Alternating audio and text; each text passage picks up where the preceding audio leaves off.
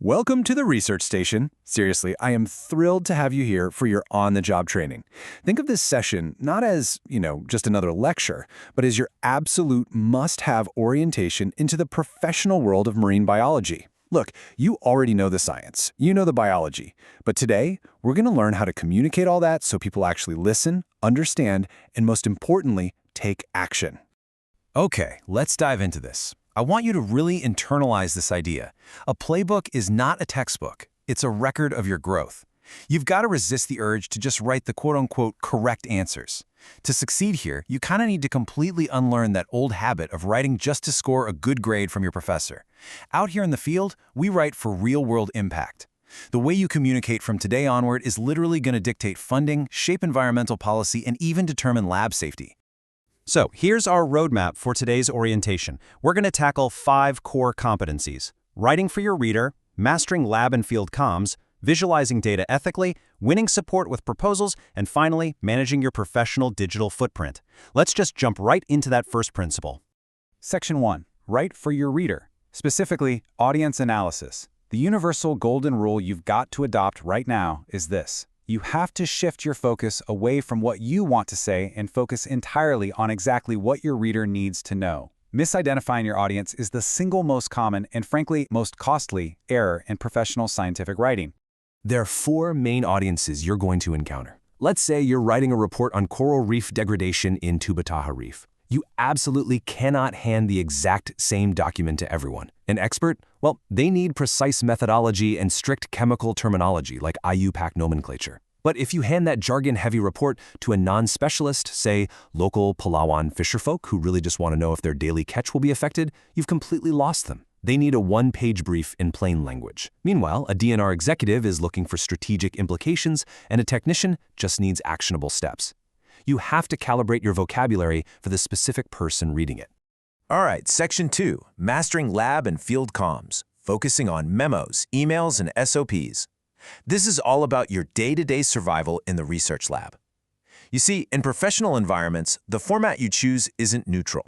Whether you shoot off an email or draft a formal memo actually signals authority and permanence. Let's say you're working in the lab and you suddenly discover our seawater salinity testing protocol is producing massive errors when the room temperature climbs over 30 degrees Celsius. Do you just shoot off a quick, casual email to the team? No way! Absolutely not. An email is conversational, and it's super easily lost in a busy inbox. Changing a critical scientific protocol requires an internal memo. Memos are official, they're action-oriented, and most importantly, they become a permanent part of the institution's safety record. That being said, when you do use email, remember that emails coming from your institutional address represent this entire research station. So, here are the non-negotiable rules of netiquette. Never leave the subject line blank. Default to a formal salutation, something like, "Dear Dr. Reyes."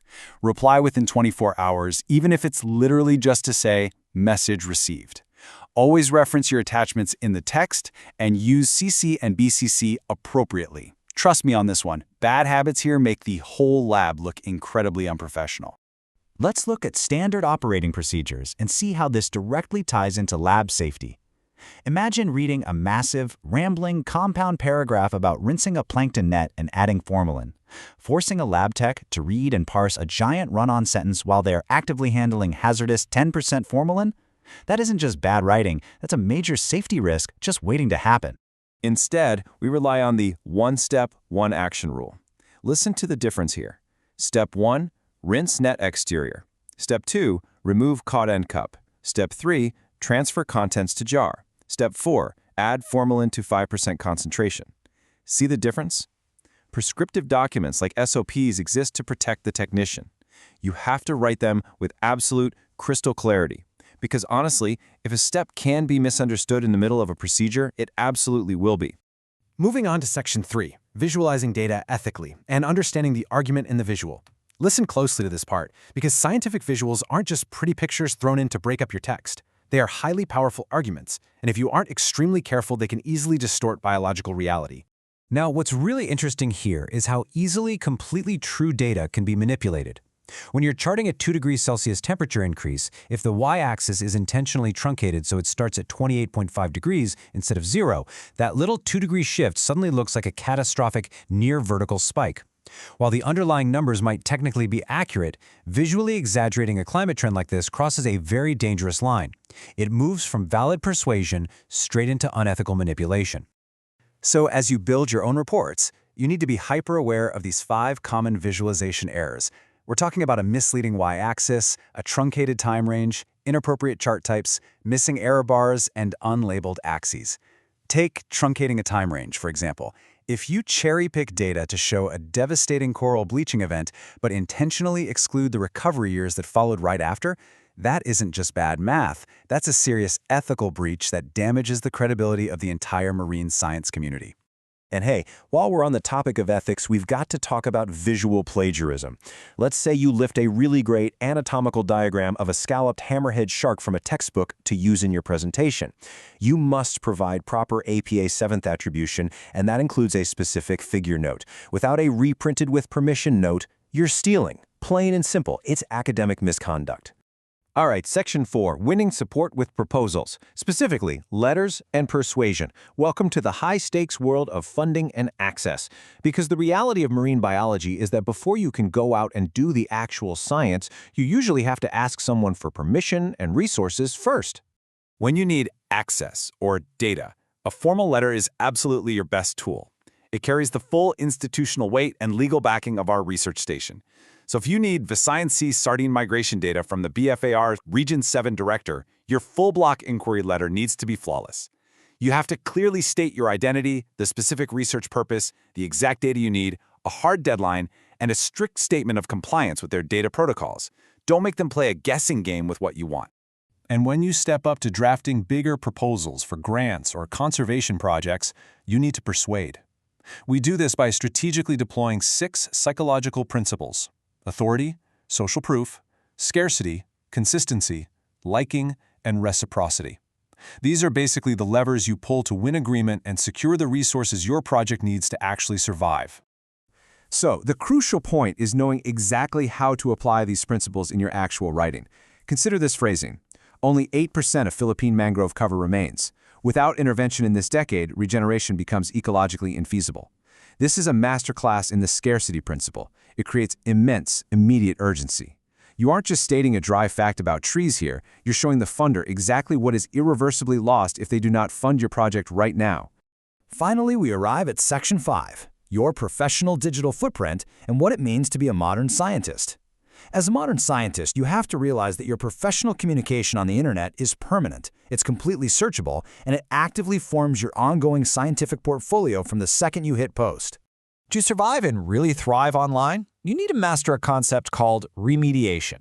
Basically, this means adapting your core content for different platforms, audiences, and media formats, all while preserving strict scientific accuracy. For example, you can't just take a dense 500-word academic summary on microplastics in Cebu City and copy-paste it on your social media feeds. It's just not going to connect with anyone. Let's look at how remediation works across a few different platforms. On LinkedIn, your audience is your peers, NGOs, and hiring managers, right? So that's where you post your technical FTIR spectroscopy charts and professional summaries. Facebook, however, is generally for the wider public.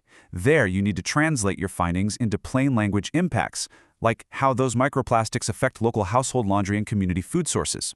And Instagram, that requires a high-impact visual with a short, punchy, hashtag-rich caption.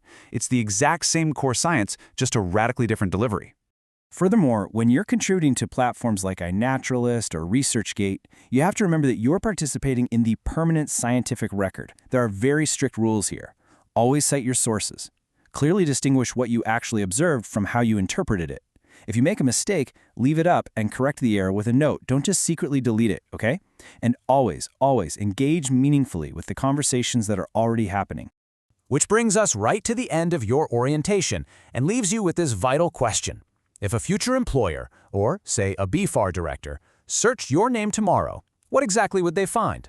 I want you to take some time this week to audit your digital footprint. You're stepping into your professional marine biology career today. Every single word you write, whether it's in a lab memo, a conservation proposal, or a public online forum, builds your scientific legacy. So what kind of legacy are you going to write?